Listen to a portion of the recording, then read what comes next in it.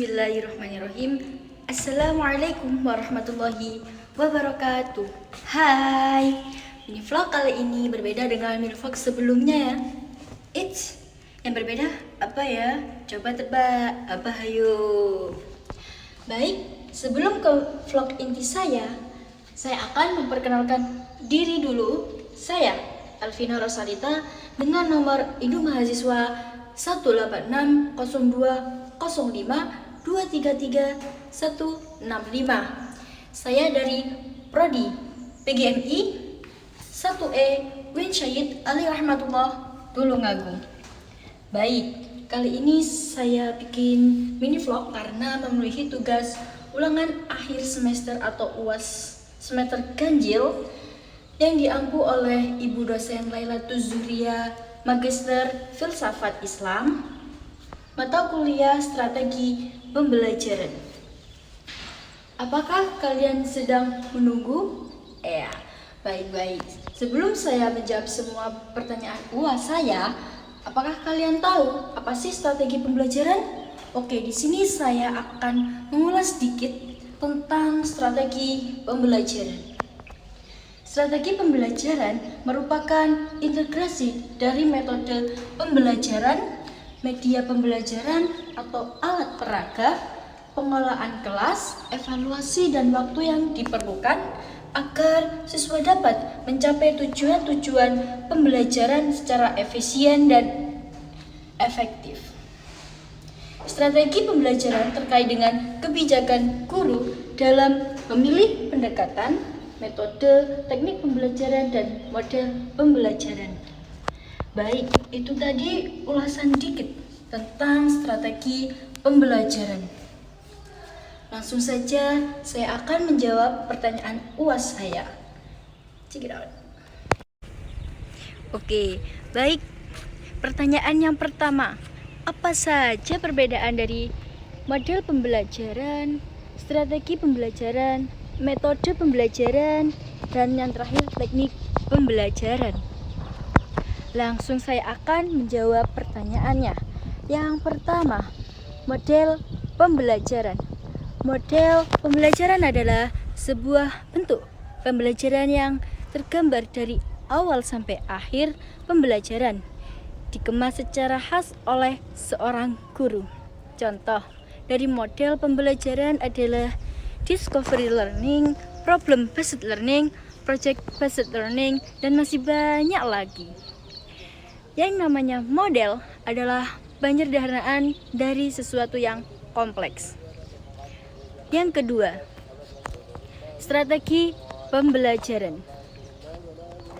Strategi pembelajaran adalah suatu rangkaian aktivitas pembelajaran yang mesti dikerjakan oleh siswa dan guru demi mencapai tujuan pembelajaran secara lebih efektif dan efisien.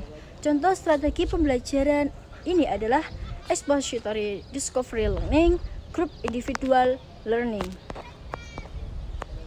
Nah, dalam model pembelajaran ini diperlukan sebuah metode atau cara bagaimana siswa berkomunikasi dengan guru maupun dengan siswa lainnya. Yang ketiga, metode pembelajaran. Cara yang dipergunakan oleh guru dalam mengadakan hubungan dengan peserta didik pada saat berlangsungnya proses pembelajaran. Contoh dari metode pembelajaran ini misalnya adalah ceramah, diskusi, demonstrasi, kolaborasi, dan sebagainya. Dalam sebuah strategi pembelajaran bisa berisi beberapa metode pembelajaran tergantung kompleksitas tujuan pembelajaran untuk mengaplikasikan dalam kegiatan pembelajaran kombinasi dari teknik pembelajaran. 4. Teknik pembelajaran. Langkah-langkah yang ditempuh dalam metode untuk mengelola kegiatan pembelajaran. Teknik pembelajaran merupakan implementasi dan penjabaran dari metode pembelajaran. Itu tadi adalah jawaban soal nomor 1. Untuk selanjutnya saya akan menjawab yang nomor 2. Baik, langsung saja saya akan menjawab pertanyaan yang kedua. Menarasikan mana saja strategi pembelajaran yang tergolong TCL dan SCL. Yang pertama, TCL, Teacher Centered Learning, adalah metode pembelajaran yang bersifat satu arah selama proses pembelajaran, yaitu model pembelajaran dengan lebih banyak mendengarkan materi oleh guru yang ada di dalam kelas. TCL adalah sebuah model pembelajaran yang berpusat pada guru, di mana guru memegang kendali penuh dalam pembelajaran sebagai pemberi informasi utama. Dalam pendekatan TCL atau Teacher Centered Learning, kegiatan pembelajaran hanya berpusat pada guru sebagai sumber pengetahuan yang melakukan ceramah berjam-jam, sedangkan murid hanya mendengarkan dengan hikmat apa yang disampaikannya.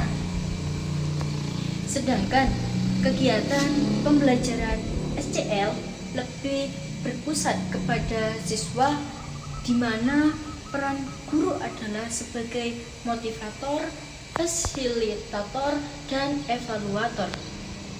Model SCL dianggap lebih baik untuk diterapkan sebagai bentuk merdeka belajar bagi siswa supaya bisa berperan aktif dalam proses belajar yang berlangsung.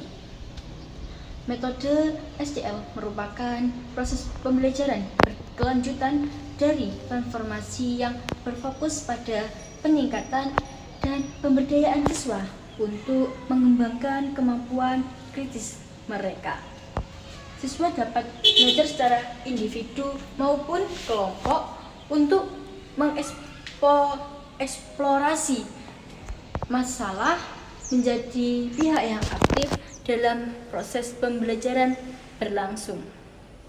Dalam pembelajaran SCL dirancang untuk siswa memiliki kesempatan mengambil peran yang lebih aktif dalam kegiatan pembelajaran, sehingga mereka tidak hanya menjadi penerima pengetahuan yang pasif. Baik, saya akan menjawab pertanyaan yang ketiga, yaitu strategi pembelajaran yang memungkinkan untuk mata pembelajaran IPAS, bahasa, matematika, dan agama. Yaitu untuk yang pertama, kita akan membahas mata pelajaran bahasa dan agama.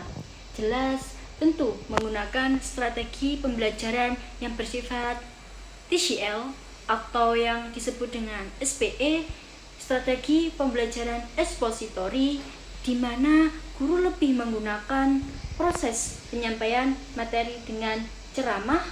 Dengan proses ini, materi secara verbal dari seorang guru kepada siswa dengan maksud agar siswa dapat menguasai materi pelajaran secara optimal. Untuk pembelajaran mata kuliah IPAS dan matematika, mereka cenderung ke strategi pembelajaran yang bersifat SCL atau Student Centered Learning, atau yang disebut juga dengan IBL, Inquiry Based Learning, atau juga SPPKB, atau strategi pembelajaran peningkatan kemampuan berpikir, di mana siswa dapat belajar secara individu maupun kelompok untuk mengeksplorasi masalah, menjadi pihak yang aktif dalam proses pembelajaran berlangsung. Tetapi di sini peran guru utamanya adalah mengajar. Jadi tidak mungkin siswanya langsung praktek begitu saja. Jadi menurut pandangan saya, tetap pembelajaran dimulai dengan metode ceramah atau TCL, Teacher Centered Learning, kemudian siswa diarahkan untuk pembelajaran yang bersifat minat atau bakat yang disebut Student Centered Learning. Baik, saya akan menjawab soal yang terakhir.